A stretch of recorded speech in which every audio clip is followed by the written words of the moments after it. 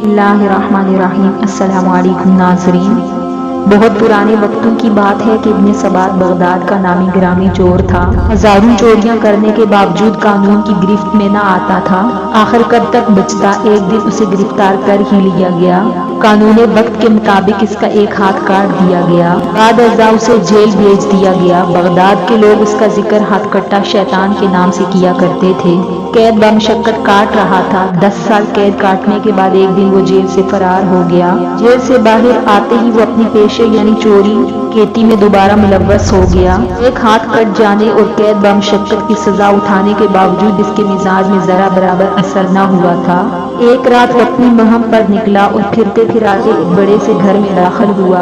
घर के अहाते के चारों तरफ कमरे थे। वो एक बड़े कमरे में गया जहाँ खजूर के पत्तों की चटाई बिछी हुई थी। जायनमाज, एक तकिया और चंद टोपियां रखी हुई थी। दूसरी तरफ पश्मीना के चंद थान थे, शालें और कपड़ों के थान। चीजें लावारसी की हालत में पड़ी हुई थी। बगदाद के चोर ने चादर बिछाकर इसके ऊपर थान रखे और एक गठरी बनाई। इसको बांधने की कोशिश करने लगा, लेकिन एक हाथ न होने की वजह से उससे गिरा न लग रही थी।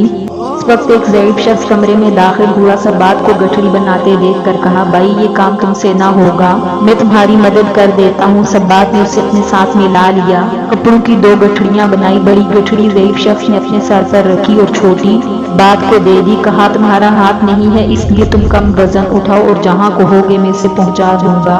सबात अपने ठिकाने की तरफ चल पड़ा। रास्ते में एक जगह चढ़ाई की वजह से ज़ईफ शख्स को बड़ी दिक्कत पेश आई। ठोकर लगी और गठरी समेत नीचे गिर गया। सबात ने गुस्से में गालियां बकी और इसकी कमर पर एक जोरदार लात रसीद की। ज़ईफ शख्स जूं खड़ा हो गया और कमजोरी की वजह से गिरने की माफी मांगने लगा। सबात ने ताकत के जाम में दोबारा बड़ी गठरी उमर रसीदा शख्स के सर पर रख दी। सफर शुरू हो गया। चलते चलते वो एक खंडर में जा पहुंचे। बगदाद के चोर की पनाहगाह थी। इब्न सबात ने बुजुर्ग से कहा, देखो पहले चोरी करने में पहुंचा था और तुम बाद में आए थे, लिहाजा ये तमाम चोरी का माल मेरा हुआ और तुम्हें मुझ जैसा सरदार बगदाद में नहीं मिल सकता, लिहाजा आज से तुम मेरे शागिर्द हो। बुजुर्ग ने अदब और एहतराम से अर्ज किया, भाई ये तमाम माल तुम्हारा है। अफसोस में तुम्हारी कोई खिदमत नहीं कर सका, बल्कि अपनी कमजोरी की वजह से तुम्हारे लिए परेशानी का बाइस बना।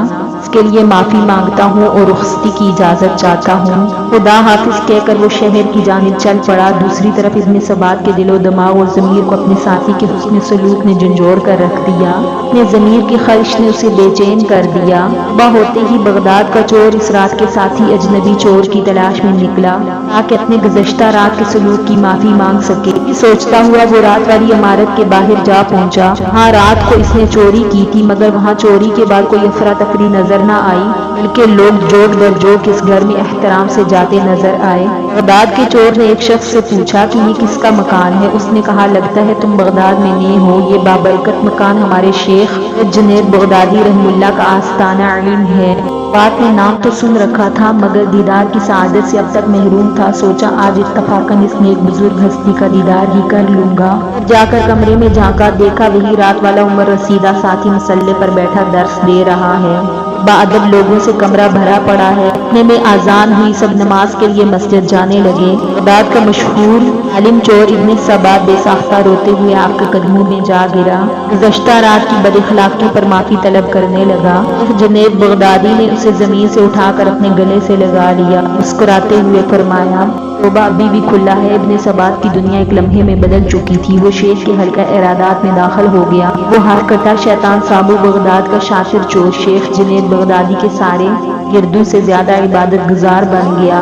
बगदाद के लोग बगदाद के चोर के बजाय शेख अहमद इब्न सबात के नाम से हायत इज्जत और एहतराम से जानने लगे। सी इब्न सबात को एक मर्द खुदा जुनैद बगदादी के हुस्न इखलाक और किरदार ने चंद लम्हों में साने खुदा की सफ में दाखिल कर दिया। बगदाद के चोर को चंद लम्हों में सीधी राह पर लाने की करामात का चर्चा ज़बाने ज़ब्दे आम हो गया।